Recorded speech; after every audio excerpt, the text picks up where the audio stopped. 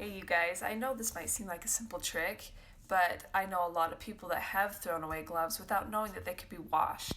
So even though it seems simple, check it out. Backyard Bee Builder here. I've got another tutorial for you. Look at these gloves. I think most anyone that has a bee hive has gloves that look like this, just covered in honey and propolis, and they just can't get clean. So how do you clean them? Well, let's give it a try. Okay, here I am. I've got my gloves, dirty as can be, and then I've got this bucket of water. Now, make sure you don't do this in the sink or in your tub or anything because the propolis is not going to be good for your pipes. So go ahead and just do it in a bucket, and when you're done with the bucket, just throw it outside. Don't dump it down the drain. So if you get some hot water, as hot as you can, and you just get your gloves and you just wash them off. It seems weird, and really I would never thought it would work, but really you just get your gloves and you wipe them off in the water, and it starts to come off pretty easily. When you're wearing the gloves, you can really rub them together easily. Now, if it is leather gloves, you're probably going to have some shrinkage with them getting wet, but it's a lot better than just throwing them out. A lot of times they will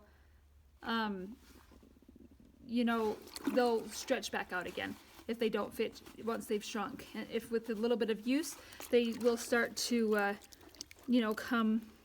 come back to shape again.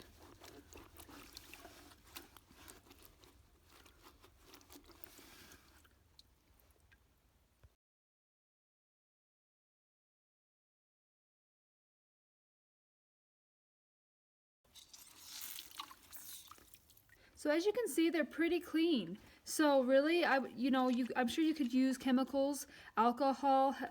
Rubbing alcohol will actually help get off a lot of the propolis off of your hands and stuff. But I don't want to put chemicals on my gloves because then it will make my gloves smell funny when I'm using them in the hive. So really, the only thing I wanted to use on them is hot water.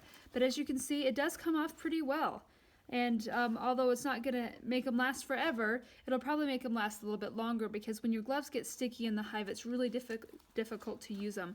So at least it'll help your gloves last a little bit longer, and so I think it would be worth the time. After this, you would just set them out, let them air dry.